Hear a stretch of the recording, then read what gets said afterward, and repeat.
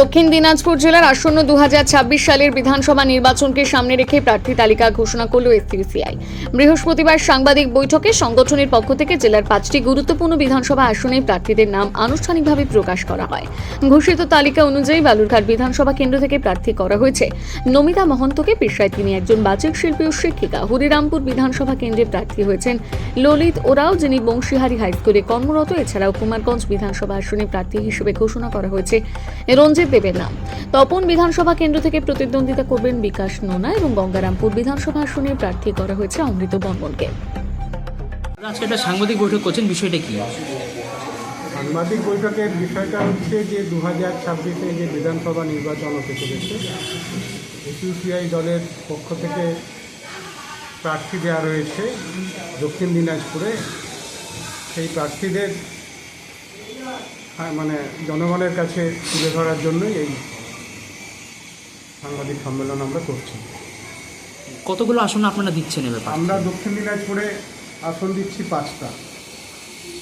বালুরঘাট কেন্দ্রের প্রার্থী শিক্ষিকা নমিতা মহন্ত, তপন কেন্দ্রে আমাদের প্রার্থী যুব আন্দোলনের সংগঠক বিকাশ নোনা, কুমারগঞ্জ কেন্দ্রে আমাদের প্রার্থী কৃষক ও গণ আন্দোলনের নেতা রঞ্জিত দেব, গঙ্গারামপুর কেন্দ্রে আমাদের প্রার্থী শ্রমিক আন্দোলনের সংগঠক অমৃত বর্মন, হরিরামপুর কেন্দ্রে আমাদের প্রার্থী জল জমি জঙ্গল রক্ষা আন্দোলনের অন্যতম নেতা ললিত ওরাও। আপনারা জানেন আমাদের দল এসইউসিআই দল কেন্দ্র এবং রাজ্য সরকারের জনবিরোধী নীতির বিরুদ্ধে তার লাগাতার আন্দোলন গড়ে তুলছে। আমাদের কেন্দ্র এবং রাজ্য সরকারের জনবিরোধী নীতির বিরুদ্ধে যেমন বিভিন্ন দাবি নিয়ে আন্দোলন চলছে, যেমন এসআইয়ের নামে যে হয়রানি চলছে, ভোটাধিকার নাগরিকত্ব কেড়ে নেওয়ার যে বিষয়, একটা এই এসআইয়ের ফলে মানুষের মধ্যে সংশয় সৃষ্টি হয়েছে, এর বিরুদ্ধে আমাদের তীব্র প্রতিবাদ আন্দোলন চলছে। বিচারাধীন সমস্ত ভোটারকে বৈধ ভোটারের স্বীকৃতি দেওয়ার আমরা দাবি রেখেছি। ভোটের আগেই যাতে স্বীকৃতি পায় সেটা আমার দাবি রেখেছি। এছাড়া পেট্রোল ডিজেল গ্যাসের নিত্য প্রয়োজনীয় জিনিসের মূল্য বৃদ্ধির বিরুদ্ধে আন্দোলন, এইগুলোর সাথে সাথে সাধারণ দাবির সাথে সাথে আমাদের জেলার পক্ষ থেকেও বিশেষ করে দক্ষিণ দিনাজপুর বিশ্ববিদ্যালয়ের পূর্ণাঙ্গ যে পরিকাঠামো এখনও গড়ে তোলা হয়নি, দীর্ঘদিন ধরে সেটা টালবানা চলছে। মেডিকেল কলেজে একটা আছে, মেডিকেল কলেজের বিষয় রয়েছে, সেটাও করতে আমরা স্থাপন করার কথা বলেছি।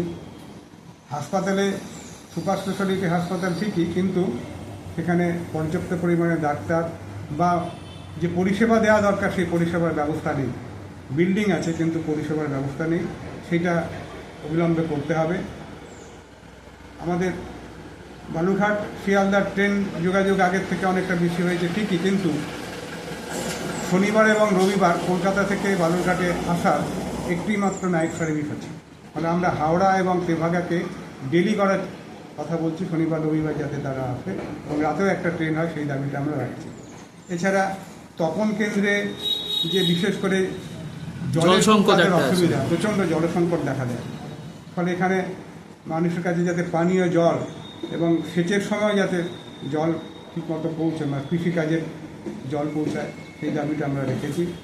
কৃষি ফসলের ন্যায্য দাম ইত্যাদি। বিজেপি বিধায়ক বলছেন ওখানকার যিনি মানে বুধরাই বাবু, উনি যে হচ্ছে সংবাদ মাধ্যমে দাবি করছেন যে তিনি ব্যবস্থা করেছিলেন, কিন্তু রাজ্যের শাসক দল তৃণমূল কংগ্রেস করতে তাকে দেয়নি। দুই সরকারের একটা হচ্ছে কথা উঠে আসছে, আপনারা কি চোখে দেখছেন? তখন বিধানসভা তো আমরা এক্সিকিউট হোক সেটা চাই, এখন কে কি বলছে এটা নিয়ে আমার কথা। পানীয় জলের সুব্যবস্থা সেখানে নেওয়ার জন্য যা যা করা দরকার সেটা সরকারকে করতে হবে। একে অপরের উপর দোষারোপ করে কোনো লাভ নেই। বালুরঘাট বিধানসভা ক্ষেত্রে যিনি প্রার্থী হয়েছেন শাসক দলের তৃণমূল কংগ্রেসের, তিনি এখানকারই হচ্ছে প্রাক্তন সাংসদ ছিলেন, তো কতটা শক্তিশালী হচ্ছে এবারকার লড়াইটা, রাজনৈতিক লড়াই? সেটা তো জনগণ দেখবে, এখানে বিচার করবে। এ ব্যাপারে আমাদের তো বলার কিছু নেই। আমরা আমাদের শক্তি নিয়ে না নেমেছি। ঠিক তার অপোজিটে বিজেপি তার হচ্ছে ভূমিপুত্র প্রার্থী দিয়েছেন। হ্যাঁ, সুকান্ত মজুমদারের একটা উন্নয়নের কথা একটা উঠে আসছে, রেল উন্নয়ন বিশেষ করে। হ্যাঁ, তো তাদের সাথে কতটা শক্তিশালী হচ্ছে লড়াই তৃণমূল এবং বিজেপির সাথে, কি মনে করবেন? তৃণমূল এবং বিজেপির উভয় দলেরই যে সরকারে থাকলে তার কিছু স্পেসিফিক কিছু কাজ থাকে, তাকে করতে হয়, তার উন্নয়ন হয়, কিন্তু মূল যে জনজীবনের দাবি, বেকারদের চাকরি, এইটা কোথায়? কৃষি ফসলের ন্যায্য দাম কোথায়? আজও আলু চাষিরা তো, এবারে আলু চাষিরা একদম দাম পায়নি, মাঠে আলু পড়ছে। তাহলে এই জনজীবনের যে জিনিসপত্রের মূল্যবৃদ্ধি ক্রমাগত বেড়ে যাচ্ছে, কিছুদিন আগে গ্যাসের মূল্যবৃদ্ধি হয়ে গেল, এই যে সমস্যাগুলোতে এদের রয়েছে, এটা তো বহুদিন ধরে সরকারের রয়েছে। ফলে আমাদের প্রতিবাদ এই দুটি দলের বিরুদ্ধে। ফলে এরা সরকারে রয়েছে কর্পোরেট হাউসের পুঁজির আরও বাড়ানোর জন্য, জনগণ তো ক্রমাগত নিঃস্ব হচ্ছে। ফলে এই কথাটাই আমরা জনগণের কাছে যেতে চাইছি, যে বারবার ভোট আসছে, জনগণ সেই অর্থে হারছে, কর্পোরেট হাউসের লাভ হচ্ছে। রেল উন্নয়ন একটা উঠে আসছে কথা বারবার। হ্যাঁ, রেল উন্নয়ন আগের থেকে তো হয়েছে, এটা ঠিকই। আমি তো বললাম যে এটা তো আমাদের দীর্ঘদিনের দাবি, এই এলাকার বাসী বহুদিন পরে, স্বাধীনতার কত বছর পরে সেটুকু হয়েছে। এত বছর হয়নি কেন তাহলে? এরাই তো সরকারে ছিল। ফলে স্বাভাবিক উন্নয়ন একটা হয়, এটাই বড় কথা না। মানুষের মূল যে দাবিগুলো, সেইগুলো কেন উঠে আসছে না? চাষের ফসলের ন্যায্য দাম আজও কেন আমরা পাই না? বেকারদের চাকরি নেই, স্কুলগুলো কি হচ্ছে, ঢুকছে। এই যে নির্বাচন আসছে, স্কুলগুলো বন্ধ হয়ে যাবে, পড়াশোনা বন্ধ হয়ে যাবে।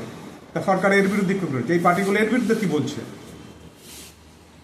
এদের কোনো বক্তব্য নেই। কি নাম, কি পদে আছেন? আপনার নাম কি? আমি দক্ষিণ দিনাজপুর জেলার এসইউসিআই দলের কনভেনার। কি নাম? মণ্ডল। হ্যাঁ, প্রভাস মণ্ডল। প্রভাস। হ্যাঁ। আপনারই প্রতিপক্ষ বালুরঘাট লোকসভা কেন্দ্রের প্রাক্তন সাংসদ তৃণমূল কংগ্রেস থেকে হয়েছে, কতটা শক্তিশালী হচ্ছে এবার লড়াইটা বিধানসভার? দেখুন, আমরা সারা বছর এসইউসিআই কমিউনিস্ট দল রাস্তায় থেকে সাধারণ মানুষের দাবি নিয়ে আন্দোলন করি। আমরা যে নারী নির্যাতন, অভয়া, নির্ভয়া, আরজিকর, কামদুনি, হাথরাস থেকে শুরু করে সমস্ত রকম নারীদের ওপরে যে নির্যাতন, সেই নির্যাতনের বিরুদ্ধে লড়াই করি। আমরা খুবই অবাক যে আমার যে প্রতিদ্বন্দ্বী প্রার্থী, আমরা কিন্তু তাকে কোনো নারী নির্যাতনের প্রতিবাদে কখনোই কোনো লড়াই আন্দোলনে দেখিনি। আর আমরা এসইউসিআই কমিউনিস্ট দল, আমরা সব সময় রাস্তায় থেকে নারীদের নিরাপত্তা সুনিশ্চিত করবার জন্য মদ, মাদক দ্রব্য নিষিদ্ধ করার দাবিতে আমরা লড়াই করছি, লড়াই করে যাব। শিক্ষক জীবনে আমি নিজেই যেহেতু শিক্ষিকা, পাশ ফেল না থাকার জন্য ছাত্রছাত্রীরা শিক্ষার আঙিনা থেকে কিভাবে ড্রপ আউট হচ্ছে এবং কিভাবে স্কুলগুলো ঢুকছে। 16 সালের আপনারা সকলেই দেখেছেন, 16 সালের যে যোগ্য শিক্ষকরা চাকরি হারিয়েছেন, সেই জায়গাতেও কিন্তু আমার প্রতিপক্ষের তাদের কোনো লড়াই আন্দোলন দেখিনি। আমরা রাস্তায় নেমে সেখানে লড়াই আন্দোলন করেছি। তারা তো শাসক দলেই আছেন, ফলে এখনও পর্যন্ত কিন্তু সেই সমস্যাগুলির সমাধান হয়নি। তিনি তো সাংসদ ছিলেন, ফলে আমাদের এখানে যে বিশ্ববিদ্যালয়, সেই বিশ্ববিদ্যালয়ের পূর্ণাঙ্গ পরিকাঠামো আজও হয়নি। আমাদের জেলায় যে মেডিকেল কলেজ স্থাপন, সেই মেডিকেল কলেজ স্থাপনও কিন্তু আমাদের অধরাই থেকে গেছে। ফলে সার্বিকভাবে যেরকমভাবে এই কেন্দ্রের প্রতিশ্রুতি কোটি কোটি বেকারের সমস্যার সমাধান করবে এবং আমাদের রাজ্যে যিনি মহিলা মুখ্যমন্ত্রী, সেই রাজ্যেও কিন্তু কামদুনি, হাতরাস থেকে শুরু করে অভয়া মতন ঘটনা ঘটে যাচ্ছে, আজও কিন্তু বিচার পাওয়া যাচ্ছে না। ফলে এখনও কিন্তু যেরকম কেন্দ্র সরকার তারা বিলকিস বানুর মতন ঘটনা, নক্কারজনক ঘটনা ঘটিয়েছে, সেই রকমই আমাদের এখানে আরজিকরের ঘটনাও ঘটেছে এবং ঘটনা কিন্তু প্রতিদিন ঘটে চলেছে। এবং শিক্ষা, স্বাস্থ্য, বিদ্যুৎ সহ নানান দিকে পশ্চিমবঙ্গের সাধারণ মানুষের জনজীবন কিন্তু বিধ্বস্ত। গ্যাসের দাম বৃদ্ধি, আকাশ ছোঁয়া মূল্যবৃদ্ধি সমস্ত কিছুর প্রতিবাদে আমরা এসইউসিআই কমিউনিস্ট দল প্রথম থেকেই রাস্তায় নেমে লড়াই আন্দোলন করছি এবং আগামী দিনেও আমরা লড়াই আন্দোলন করে যাব। দিদি, আপনি এবারকার বিজেপি প্রার্থী প্রতিপক্ষ, তিনি এখানকারই বাসিন্দা, হ্যাঁ, বিদ্যুৎ কুমার রায় কত শক্তিশালী হচ্ছে? তিনি রেল উন্নয়নের প্রচার করছেন, কতটা শক্তিশালী হচ্ছে এই ব্যাপার? দেখুন, রেল উন্নয়নের কথাই যদি আমরা বলি তাহলে এখনো পর্যন্ত আমরা যে শিলিগুড়ি পর্যন্ত মানে এনজেপি পর্যন্ত যে নাইট সার্ভিস বা কোচবিহার পর্যন্ত যে নাইট সার্ভিস এইটা কিন্তু আমরা এখনো পাইনি। ফলে যেভাবে ক্ষমতায় থাকলে উন্নয়ন করা যায়, সদিচ্ছা থাকলে যেভাবে তুরন্ত উন্নয়ন করা সম্ভব হয়, আমরা কিন্তু সেই রকম উন্নয়ন চোখে পড়ছে বলে আমরা মনে করছি না। ফলে আমাদের যে দাবি, দৈনিক ট্রেন চলাচল করতে হবে এবং আমাদের উত্তরবঙ্গের বাসিন্দারা আমরা কিন্তু ভীষণভাবেই যোগাযোগ ব্যবস্থার দিক থেকে পিছিয়ে।